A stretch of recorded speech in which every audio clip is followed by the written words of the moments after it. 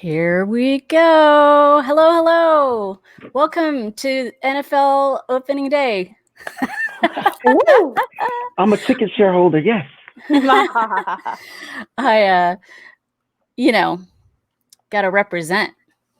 So we'll talk. We'll talk about it once we get into it. All right, we have one live viewer. This is going to be fun. Yeah. All right, I'm just going to kick it off. All right. Hello, and welcome to the Making a Marketer podcast. This is a live show, live on Facebook. We have an awesome guest. It's also kickoff day for the NFL. So Jen and I are representing our teams. And for those who missed it, the last time she and I did a live together was the Thursday before the Super Bowl.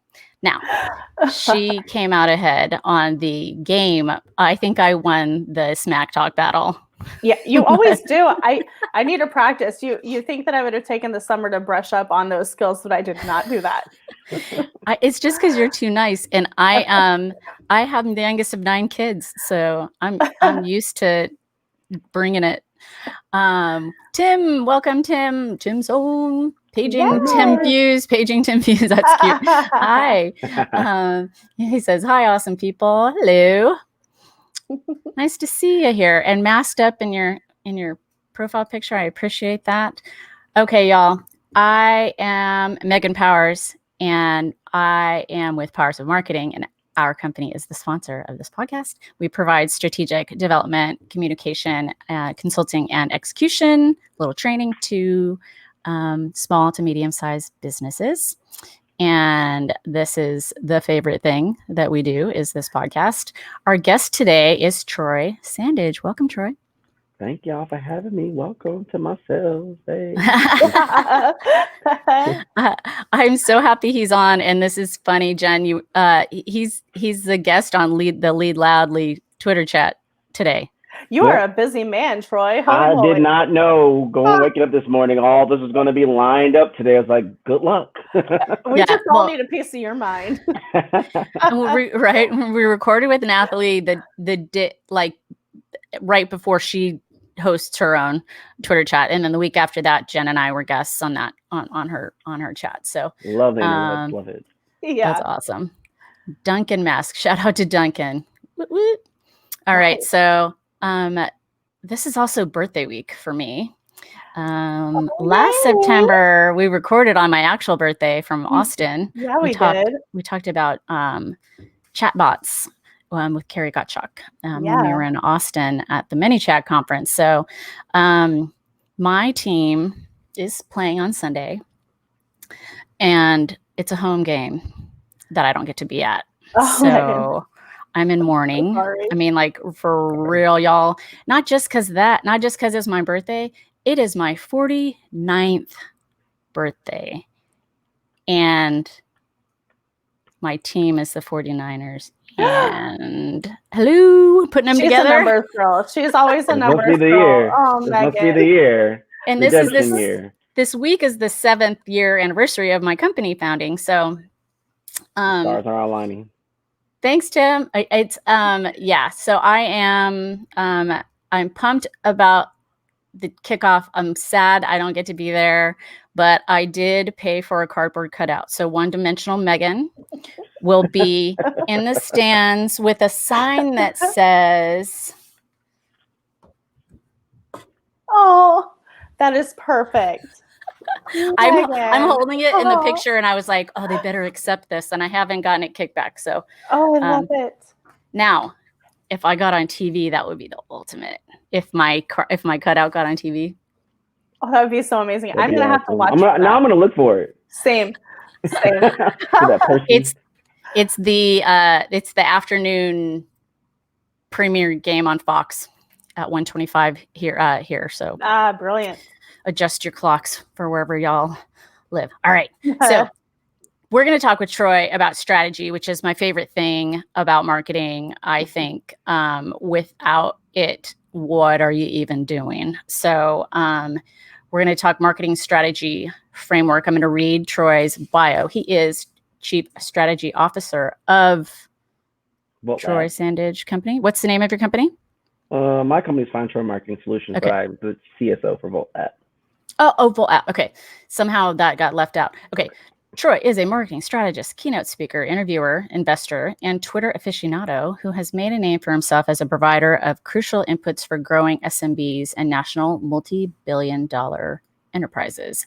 As a former vice president of a brand agency, he has served as a strategist for various clients worldwide, helping them reach, on average, quadruple the return on investment via marketing. Troy has worked with entrepreneurs, small businesses, nonprofits, national brands, influencers, international organizations, and more. And more. And more. Imposter syndrome, no. I'm not worthy, no. It's always funny to hear your own and like accolades back to yourself. It's like, did I do all that? That's cool. Is that possible? All right, y'all. So some strategy. Kick this thing off. Yeah. All right. So I was really excited that you agreed to do this with us too, because strategy is a lot of fun, but strategy is something that I feel like a lot of people undervalue. And so, we talk a lot about it in the marketing world, marketing strategy, and the fact that it's a must, but a lot of us say it, but some of us don't do it. So to kick things off from the very beginning, how do you define marketing strategy to new clients? It's a blueprint. It's simple. I love it. You need to know how this is going to work. What's the plan? Everyone wants to, hey, Troy, I want followers, likes, I want to go viral, and I want money. I want clicks. I want conversions. Okay, well, that's a want, not a need. This is the goal. We need a plan to connect all this. And maybe along the way, the byproduct of the results is likes, engagement, going viral, though I don't say ever viral, and keeping that moving and really make that make sense. People want, from the outside, they want so many different things. They'll watch YouTube for like 3 hours on down the rabbit hole of different things and think, oh, I know what I need to do now. And is that realistic? And then what we don't talk about with strategy is money. What can you afford financially? What can you take on to learn? Because time for SMBs and any company is the most expensive commodity that you have. If you could pay someone to figure that out for you and you can spend more time on what you're really good at, that's the benefit. And that's really what a lot of businesses really need to understand, especially when it comes to marketing, because they think social is so easy. You're just tweeting. You're just scheduling a few posts. Oh, that's all. No big deal. Like, no big deal. News right now getting triggered right now because there's way more to it than that. But yeah. Okay, so you kind of already answered my question, but maybe you can dig deep and find a little more to say about it. So, and I've had this happen. Clients who think, let's just get started. Like, let's drive the car while we're building it, or let's fly the plane while we're building it. And I'm like, those are terrible analogies to what could really happen, right? Crash and burn.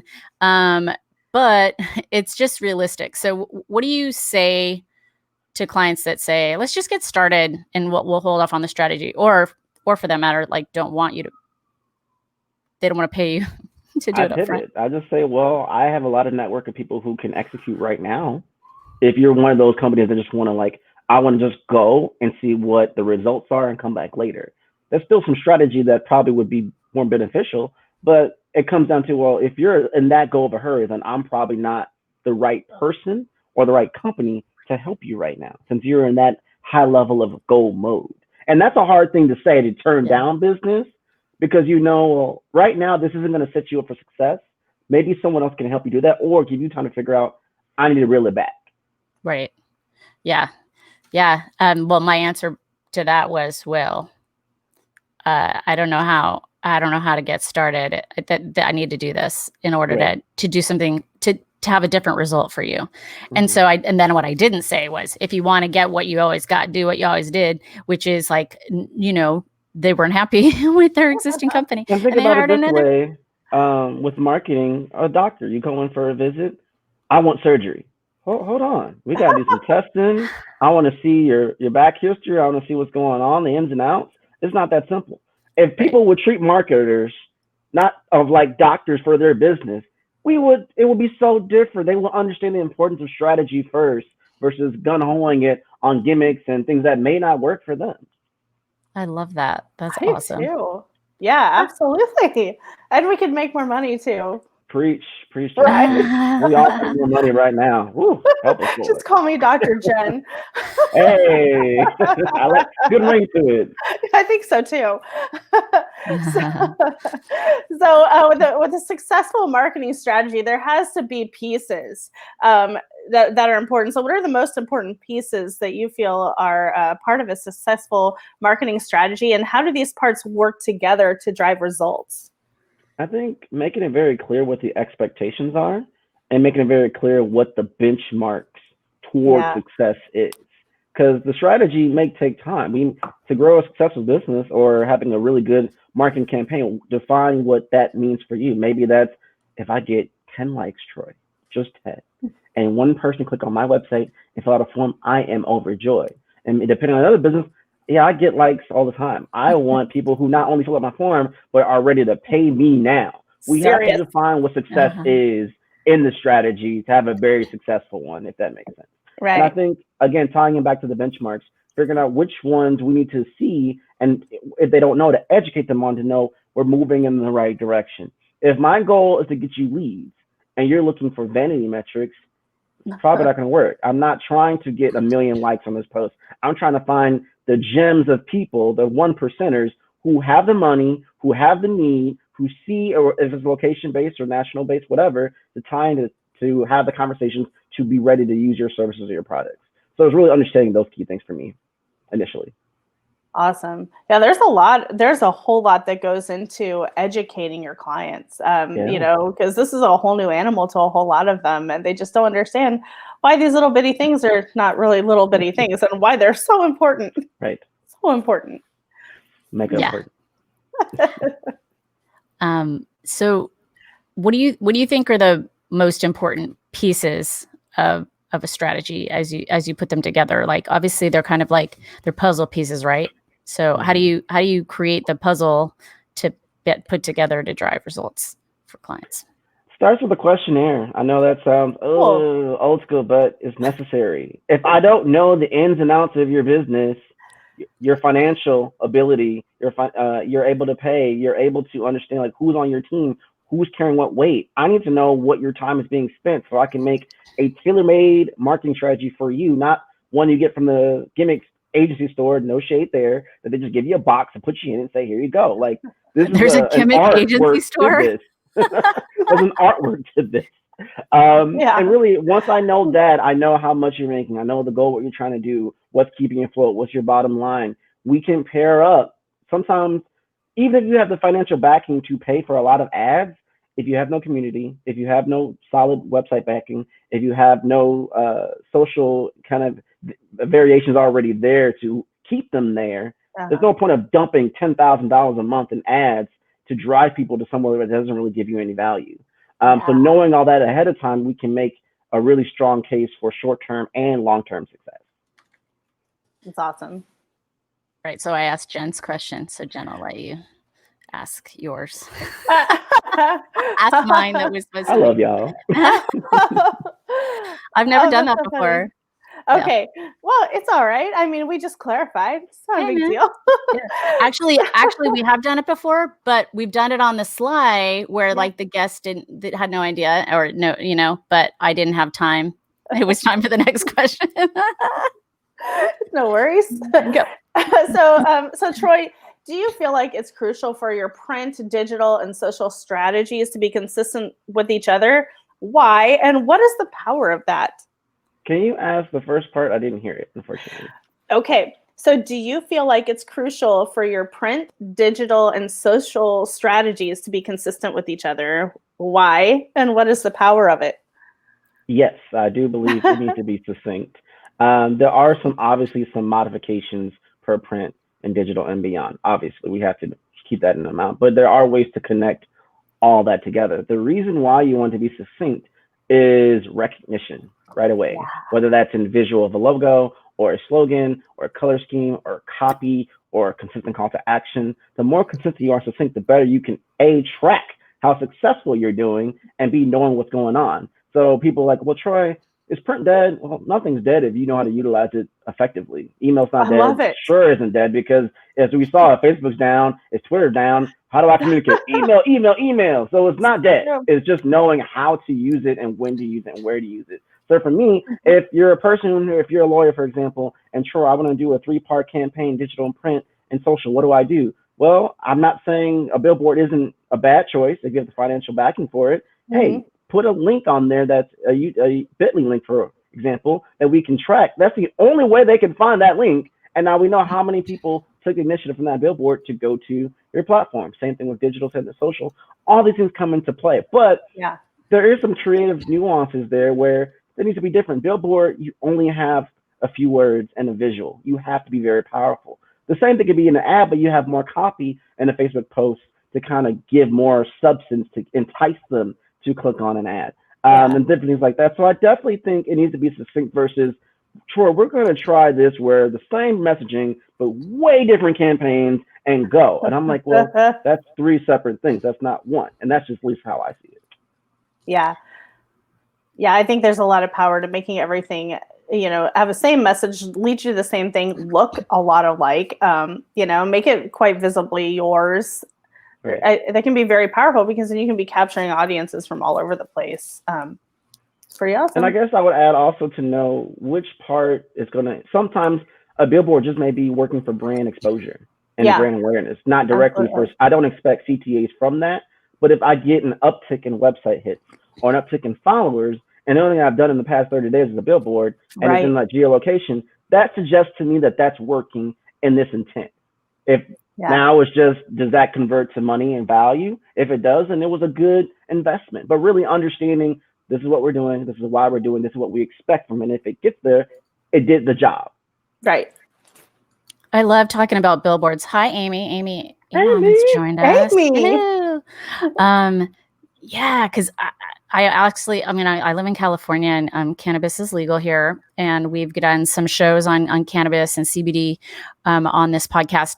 But the billboards that I think are the most meaningful right now are for cannabis companies because advertising is so limited for them and other, on digital. Yeah. And it's how I've learned about, different companies that are and it's cool because they have to be a little like not sneaky is not the right word, but a little more on the sly about what exactly this is a billboard for. So like kids don't really understand, but anyway, I think that's cool. Okay. So in Chicago, about the billboards of Brian Urlacher, the Restore Hair, taking over all over downtown. He works though. We're all talking about it all the time, but yeah. Oh, that's funny. All right. Chicago guy. Okay, so speaking of that, I'm sure this is going to come up. It's brain break time. We like to take a brain break in the middle of our longer shows. So it's obviously that fun time of year. We've been talking about football starting, baseball's overlapping for a while. Actually, it'll be there's 15 games of the regular season left, and then it'll be a whole bunch of playoffs. So, which sport do you prefer more? And which is your favorite team to watch? I can't do this to me online. We did. I represent different people in different locations. They don't come from me. I can let Jen go first if you want to think about it for a minute. I'll think about it. Okay, Jen's laughing. Well, gee, I wonder what Jen's answer is going to be. I can't even imagine. I love the Royals. I love the Royals. But I have been a Chiefs fan much longer than I've been a Royals fan. I've been a Royals fan for about 15 years, but I've been a Chiefs fan for about 20. So, and I love football. I love football so much, and I love the Chiefs so much. So it's absolutely the Chiefs. Okay, so I am a huge sports fan of all the sports.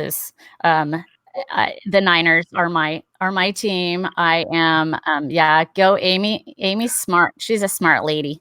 So we already talked about this, but yeah, our home opener is on Sunday, and we've on our minds for the awful loss in the Super Bowl. But also, I live in San Diego, and as much as I'm still a fan of all my Bay Area teams, I've been a Padres season ticket holder. I've lived in San Diego over 30 years. So and they have the second best record in baseball right now in all of MLB, behind the who are in first place in our division, who we play a 4-game stand against starting today. So, and you know what else? What? You stole my pitcher. We have Eric Hosmer. Oh, we did? You didn't steal him, but you took my pitcher away from me. Sorry, not sorry. Is that the hippie? Is that the surfer looking kid, the long hair guy? No? Does he have long hair now? I don't know. We picked up a bunch of players, and I had no idea where they came from. You got Hosmer the season that you and I went to the baseball game together. The year after, yeah. All right, Troy. Do or die. You got to make a decision. I'm stuck between the NBA and NFL.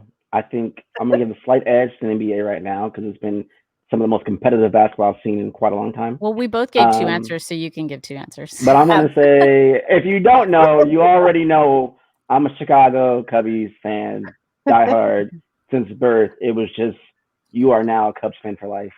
Keep it moving. So for what it's worth, Cubbies for life. Outside of that, I'm not sure. My Chicago Bears have not been. Nagy, I don't know what you're doing right now, bro, but I'm going to digress on that. The Bulls we're still thinking about the glory years in the 90s, so I'm not sure about that either. I don't want to be a fair weather fan and say like Golden State or Miami Heat or Boston Celtics right now. So I'm not sure. I'm going to stick to my Chicago troops for now, for sure. Nice. That's fair. I think that'll keep whoever you thought would be upset happy. I played it safe this round, yeah. Yeah, you saved it. All right, let's kick off the second half, Jen. Okay. All right, so back to marketing strategy, which is just as fun as sports in our world. What are some keys to establish before planning out marketing strategy, and what happens if you don't take these things into account? You kind of broke up there, Jen. You want to restart over? I'm breaking up. All right. What are some key things to establish before planning out your marketing strategy, and what happens if you don't take these things into account? Sure. Number one is financing. How are you going to pay for this? Or are you going to hire outside people? Are you going to take it on yourself? Which again, that takes away time and resources and effort from other sides of your business, not just in the marketing playing field of that. And then if you have a team, who's going to do what? When's the deadlines? What do we expect? How do we follow up on certain things? When do we pivot? When do we shift? And then really just the creation of content or video or graphic, whatever media components you're trying to do. What is that going to look like and why and where we're trying to do it? And obviously, what's the end result? There's no point of doing all this if we don't have a very clear, defined goal of what success looks like and what failure looks like. And people want to avoid and be like, I don't provide failure. Well, you can do all you can from a strategy and everything else. And again, COVID-19 can happen and your forecasting shuts everything down. Oh my God. It's an act of God. There's nothing we as a marketer could have predicted that everything that we put all this time and effort into for this campaign was going to happen. Or if we go back in time about Black Tuesday and Black Squares, and it would look quite insensitive if you went forward with your ad campaign or your social strategy during such time where the whole world's like, what are you doing? Hey. Like, are you not in tune of what's going on?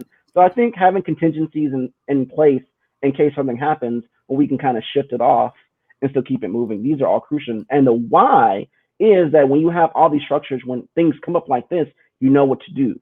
If I see that, oh, I'm getting an uptick in percentages and I know how much I have to spend, I will put more in for this week and less next week because I know the parameters of what I have to go for. If you're telling me week by week, well, Troy, maybe 100, maybe $1,000, maybe $5,000, I don't know. That doesn't give me confidence in being very sure with me and my team or working with your team of the best strategy to go for. If you're a quarterback and you're putting in your players and we don't know if they're injury prone or not or what's going on, they're on the IR. How do I prep for this game? I don't know. I need to understand as much as I can to make the best decisions possible. And this is very crucial. And I think, unfortunately, people are so not stuck up, but so caught on the metrics of I want this engagement. But let me be real. Likes and comments and shares do not pay the bills. You're right. They don't. Exactly right. So if you want marketers and social managers to pay us to just do that and you're not getting that end result, just to feel flexing right now, it's not the best strategy. So really understand that, okay, this is the byproduct, this is what to expect, but we're really trying to focus on XYZ. Boom. All right. So speaking of that, that's actually a good segue into holding people accountable. So are there any tools that you can think of that help hold people accountable? I think just over communication and check-ins. I mean, right now with so many virtual conversations, over communication is key. And that's also holding the marketer or myself or anyone involved accountable too. Like strategy isn't over the moment I give you a blueprint, because strategy is a living, breathing document or series of processes that you're evolving and adjusting throughout all the time. So people think, Troy, I'm hiring you right now, and I'm done after a week because I done built this beautiful 500-page whatever scenario of book of whatever can happen, like Nancy Classified School Survivors Guide type thing for those who understand the 90s reference. That's not real. Like you have to evolve all the time with it for sure. And I think when it comes to accountability, it really like, did you do your part? Did you do the post that we need? And sometimes it's not about the volume of posts. If I see or we see that, hey, we're trying to do 10 posts a day, it's oversaturating, let's pull it back, and we're getting better engagement, don't be so black and white about it. It's able to assess what's going on and keep it going. Some people just, Troy, you didn't post 10 posts a day. What is going on? Well, look at the engagement. Look at the benchmarks of success for daily success, weekly success, monthly success. If these don't check mark off, then we need to modify. We need to adjust some things. And I think having that communication ahead of time, over communicate, helps keep us accountable, but constant check-ins. Again, it's not just strategy. It's not a one-off thing where you're done. Here's a book. Keep it moving. It's a living, breathing thing. Yeah. Yes. And I am surprised at how few people understand the whole concept of online tracking documents, like that you don't download a document and then upload it again after it's been changed, because that defeats the whole purpose. And you laugh, but struggle's real. It's real. It's really real. We laugh because we relate. We understand outside of the screens. I feel like I'm in therapy right now. It's all, you get a good therapy session and a laugh always with Megan and Jen. So kind of along the same lines, she talked about tools, but do you have any like helpful exercises or hacks that can keep people on track when they're developing their own solid strategy? So maybe you've helped them before, but you want to kind of simplify it for them in the future if they ever decide to switch strategies or something else. Do you have any helpful things that they can kind of walk through to make sure they're going to do it right? Don't look at your competitors, not off the cuff. But now that's smart. Look at what you need to get done and what define. If you had one goal, what's the one goal? And then from there, break down what all these different features can add up to that goal. And then from there, what can you do on your own that doesn't take away from your time or that's easier for you to do? What can you delegate, y'all, to other people to do that you don't touch? No micromanagement. You don't touch. That you can delegate for other people to do, and have a benchmark to assess what they're trying to do and set that up. That sounds like we just said this from 5 minutes ago, but this is really what you need to do. A hack, whatever you want to call it. This is what's going to help you be successful. Seriously, I am not kidding. Because all three of us have been in enough campaigns and seen things hit the fire and the fan. Well, do we go back to our roots? Did we go back to our benchmarks? These are the things that are going to keep this campaign together and your business running smoothly during crazy times like COVID-19, during social injustice, social media that kind of exploits your ad growth, things boycotting Facebook and all these things happening, play. I don't know what to do. These are the very things, the hacks that are going to keep you on track through success through right now. There are many brands who are actually doing really good on social media despite everything going on. And how they've done that, they stuck to their roots. What is my goal? I want to engage my community, have them have a conversation, and be that middle man, woman identity to keep the things going. That elevates my brand, that puts me in a position with my communities that I can trust and validate this person. And then gradually, hey, here's a CTA. Buy this. Here's a CTA. Nice. He's not. And it's not coming off as, you're just so in it for the money. You're in it to benefit, and you're telling stories and all these things. But it all comes back down to these benchmarks. So a hack or an app, sure, there's time management apps if that's a thing, if you're depending on your personality type and all that stuff. But beyond that, and for me to not just name all these different things that we all collectively behind the scenes use on the daily to just give you one report a week or a month, I digress. It really comes down to the average person just knowing what to do and stick to the benchmarks, really. I love it. It's kind of like your breathing space. Okay, just go back to here and calm down. Just go back and calm down. Just hold on tight. Everything's fine. Go to the benchmarks. Well, and getting the right people in the right seats on the bus. Uh-huh.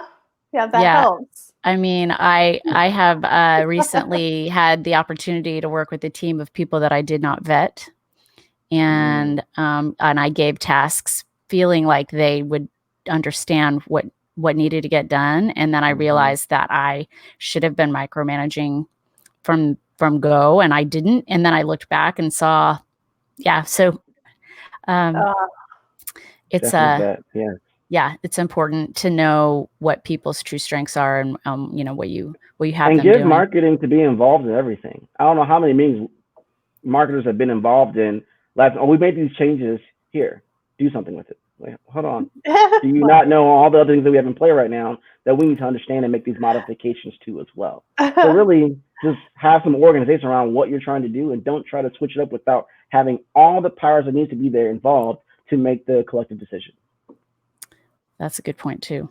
So when you're helping people understand how their strategy is working, and why, like some key KPIs that you hone in on to try to help highlight. I mean, it depends on the strategy, right? But generally speaking, like most of it will probably overlap a little. I think bounce rate is a big one. I think it tells a lot from your community to your UX UI of your website to the CTAs. I think for me, bounce rate's a really big one. I also think how many people filled out whatever your CTA is, but also what do they do after? Did they come back to the site? Did they reach out for a next step? Like, many people are so focused on, I promise you can get 10,000 leads. Well, quite frankly, if I put a Facebook Legion ad, add some dollars around it, pennies on the dollar, and make the broad things as possible, the volume will be there, but the quality won't. Won't. So for me, I want to be beyond that. I know I can get the numbers, but the number that we're trying to focus on is whatever that CTA is. That are they taking the next step? Are they buying in on the product? How many? How often? And if we can hone in on that, then we can be more successful. Bounce rate. Yes. That's like a huge thing. I am building or having a website built for my client right now. But I'm managing all the content of the 70 pages. And anyway, so, but one of the biggest things around this site was the bounce rate was really high. I would think returning visitors too. New visitors can be just abstract. It could be completely random, but returning visitors, there's some intent. There's some reasoning why. And if you took off your tracking for it's not you as your business looking at your website every day on your IP address, then I think returning visitors is another big one to really hone in. And I think if it's about 30% of your total, you're in a good spot. But if you're in a media company, the numbers are going to influx because it's so much different. I now want people to click on my headlines because I have ads present and I'm making money that way. I don't really care about bounce rate. But if I'm providing a product or a service, I care deeply about bounce rate. Totally. Yep. Miss Jen, final question. The final question. Are you talking about? I've got some bonus questions. Are you talking about our very last question? Yeah. Well, I think we ran through everything. I'm a little off my game to stay with the sport analogy. This is my 4th Monday this week. So I'm telling you, I'm so ready for Friday tomorrow. That's funny. Okay. So if you could have a superpower, Troy, in your job, you could do anything at all in your job, what would that be? I'm torn, but I think they both would achieve the same thing. Either I'd take the Flash power, or I would be able to have the ability to clone myself. Okay. What was the first one? Flash power? Either the Flash's power to be super fast and just sort through data information, learn new language, learn new software, whatever, in rapid time. Fill out all the emails that I need to check. I'm going to get inbox 0 again. Or just clone myself so I can, hey, Troy is really good at video. He's his passion for it. Do it. Podcasts, do it. Writing blogs, do it. Like, I can now be that machine I really want to be. I'm a unicorn, but I'm only human. So cloning would probably be my superpower of choice. I love that. That's perfect. All right. And then do you have any apps, gadgets, any tech that you're geeking out on these days? You know, it's funny. I find that I'm using a lot less tools just because now when there's this virtual setting, I'm always on my computer.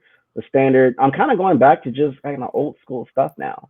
So no new apps on grocery right now for me to just throw oodles and oodles of wisdom and knowledge behind. I have been using Keep from Google a lot more since it's been very integrated for me since I'm a Google Apps user. That's been helping me out a lot. Tell our listeners about that. So if you use Evernote, you probably get the same thing. The only difference is it's integrated with your system. Obviously, you can do it in real time to add different labels and things like that. It's free, obviously, whether you were paying for the pro version of Google Apps or not. Anyone can use it. I think it's keep.google.com. And it's been very efficient for me to just kind of scale back my ideas. If I want to create new content, if I want to do video ideas, I love that I can just drag and drop images or links and it just populate. I don't have to like download and then upload into it, things like that. Oh, I like that. Yeah, I'm not using it. And I just saw it for the first time the other day. And I don't know how I've missed the boat. But I think that'd be something I'd be into because I use my Mac Notes, my Apple Notes app all the time.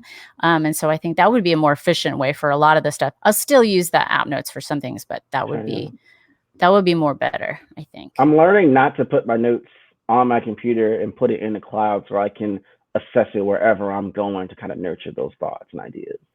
Right. Cool. I'm a work in progress. Yeah, I love it. So what's the best way for our listeners to find you? Troy. I strategically did that years ago. But anyway, I digress. Findtroy.com, @FindTroy on all social media platforms, or just Troy Sandidge into Google. Find Troy into Google, one word. Okay. You'll find me. Yeah, Stephanie Lou did the same thing. Hers is, "Hey, Stephanie." Love which it. I thought was cute. At the time, I was like, really? And now I'm like, oh, that's super If I smart. had $1 for every time someone said, "Hey, I found Troy," I would be rich right now. Start charging. I know. I know a way to do it. There's a way. That's awesome. All right, Jen, do we have a score prediction for tonight? Oh gosh. You know what? I am so rusty on this, but the Texans were tough last year. You know, Tim and I went to the Texas game last year at Arrowhead, and they freaking beat us. So right. I'm hoping for at least Chiefs 21, Texans can maybe get 14. We'll see. Hawkins gone. I don't know. I don't know anymore. I'm not sure. I know. Yeah, I don't know how to. I'm not as up to speed as normal. I think just because my head hasn't gone to football because I didn't want to get my hopes up that the season was going to happen and then have them pull the yeah. Yeah. But yeah, and are you going to join my Pick'em League, Miss Cole? Your Pick'em League? Hey, that sounds like fun. Yeah, I thought I emailed it to you. Anyway, yeah, you pick the winner. Troy, you can get in on this too. You just pick the winner of each game. I want to do that. I want to do that. And you get a point for every one you get right for the whole season through the Super Bowl. And the top 3 point getters get money. It's $50. Yeah, let's do this. Yeah. And we're totally going to take this out of the recording because we don't gamble. No. Oh, my face is red. That's funny. Okay. All right, Avery, take this out. All right. I appreciate your time, Troy. We loved having you on. I knew you would drop some good knowledge bombs and you fit us in the middle of your crazy busy day. You are on the Lead Loudly Twitter chat for those who catch this today. It's at 4:00. He'll be on that, but you can check that every week too. That's Nathalie Gregg's Twitter chat. What's your topic today? Oh my goodness, I should have checked this. Something about prepping for a pandemic. Oh, really? It's like, you know how you know all this stuff, you can promote it all, and you're like, I need to focus on this event right now, and you just delete everything else. You're just oh goodness, oh goodness. 100%. That's like I told him before the show started that I taught 2 sessions leveling at up a summit during a yesterday. Pandemic. How to level up during a pandemic. I knew it'd come to me. You were giving everybody the brains today, Troy. Yeah. Amazing. The marathon. But I love what I do. And I love y'all. I'm so appreciative for you both. Strong, powerful women of marketing genius, to have me on and empower and give value to everybody and deal with my high energy late in the day. So I appreciate it. We've great. got You the just keep us power. going. Indeed. All right, y'all. Thank you so much. Thank you, Miss Cole, as well, for rocking the live with me today. I usually do the live shows alone or just with her. So this is a first for us to like, not to be able to, yeah, this is awesome. It's been amazing. Yeah. All right. This has been episode 65. 65. Of the Making a Marketer podcast, and we will catch you next time. All right, we can keep talking. I'd hit in broadcast. He can just edit out. But thank you. Okay, so we're down to 0 watchers, but that's okay. Normally I do this on Tuesday. Live, Yeah. But for the purposes of the recording, I just wanted to. That's my sign off for the show, so he can just end it. But yeah, but I mean, I will end the broadcast. I just wanted to do that, and then say if you be sure to know that you get invited back for a reunion. I don't know if you saw, we do reunion shows at the end of at the beginning to kick off the next season. We invite everyone back. So ooh, I'm all in. It's a lot Put it on my calendar. I'm ready. Fun. It's a lot of fun. Yeah. So fun. All right. Thanks, friends. Thank y'all. And thank you to those of you who watch the replay or watch this on YouTube. If you left comments on YouTube while it was going, if it went live, let's see if it went. I'll head over there and answer those. All right. Thanks. Bye.